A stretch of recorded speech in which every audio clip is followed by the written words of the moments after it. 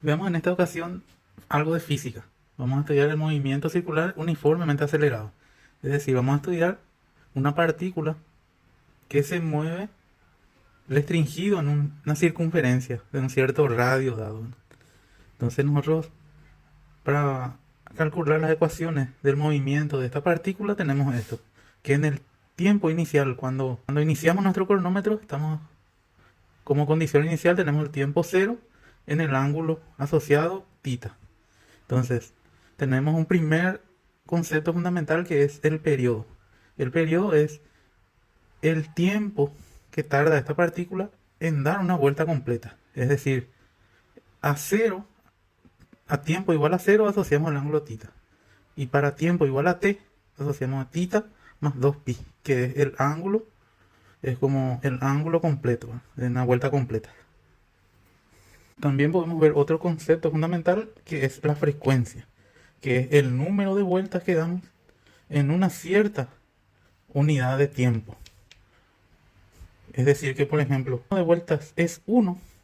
Si el número de vueltas es 1, entonces la unidad de tiempo es el periodo, porque el periodo es el tiempo que tarda en dar una vuelta.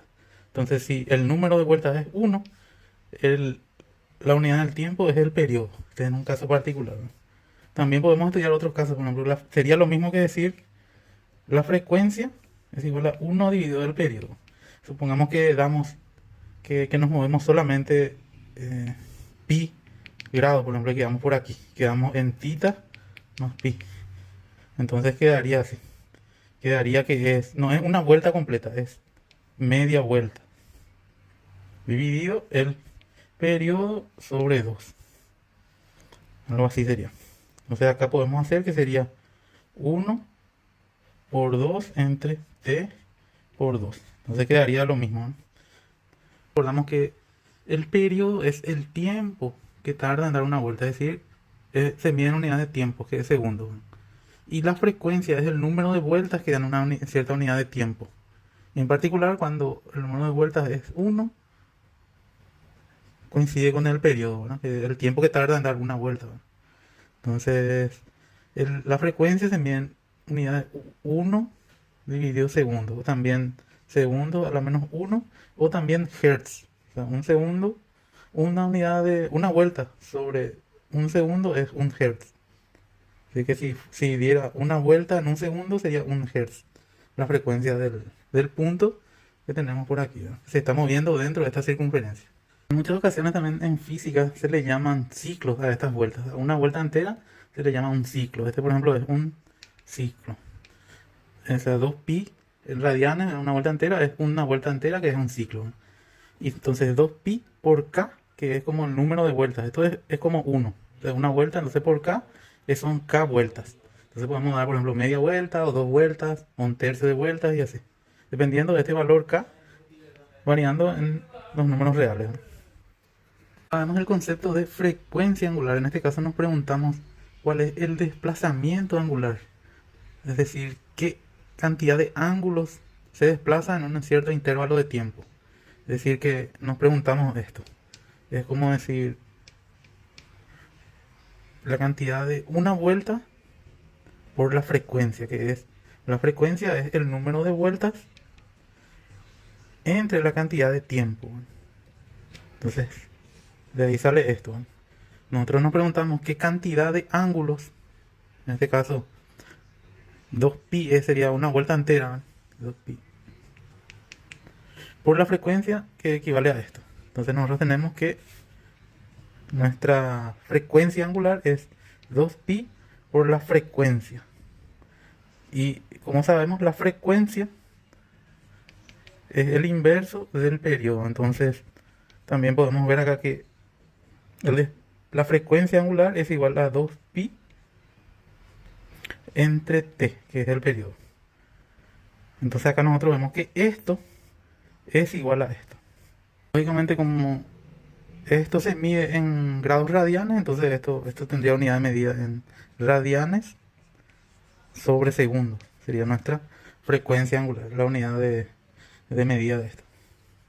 Entonces estos son los conceptos fundamentales que tenemos que manejar para seguir avanzando en el cálculo de las ecuaciones del movimiento circular uniformemente acelerado, ¿no? Que es el periodo, que es el número de ciclos por unidad de tiempo, se mide en segundos. La frecuencia, que es el número de ciclos por unidad de tiempo, que se mide en hertz. Y tenemos la frecuencia angular, que es como el número de ángulos en la unidad del tiempo, que se mide en radianes sobre segundo, ¿no? Entonces nuestras principales relaciones que tenemos aquí, que es el periodo, esto es 1 entre la frecuencia, que es, acá se ve esta relación, ¿no? Como que esto es el inverso de esto, ¿no? Entonces vemos que acá este 2pi viene de considerar un ciclo. O sea, un ciclo equivale pues a dar una vuelta completa, que es 2pi radianes, ¿no? Entonces ahí tenemos una multiplicación directa por la frecuencia, ¿no? Entonces de acá sacamos que la frecuencia angular es 2pi por la frecuencia. Y esto de acá, reemplazando en esto, tenemos esto, ¿no? Que es 2pi entre el periodo, ¿no? Entonces esto es lo básico que necesitamos saber para ir avanzando un poco en esto.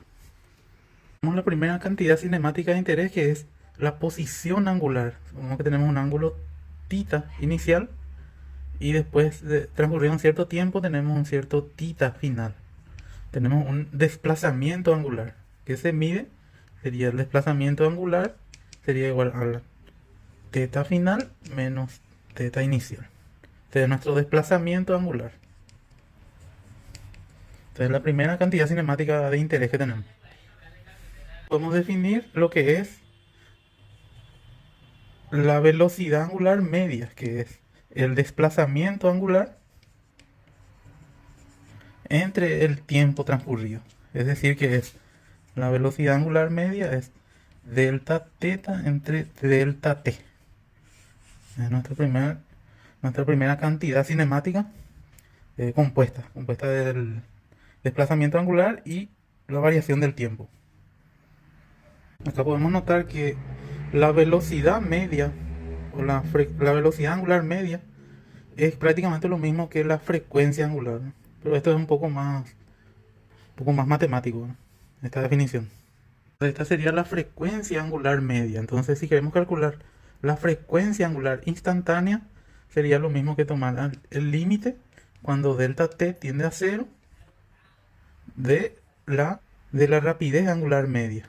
Es decir, el límite cuando la variación del tiempo tiende a 0 de delta θ entre delta t. De esta forma se define, ¿no? Sería lo mismo a esto, ¿no? La variación del ángulo entre la variación del tiempo. Sería esto. O sea, ahora, como nosotros estamos en el movimiento circular uniformemente acelerado, podemos suponer que la velocidad angular instantánea es una constante.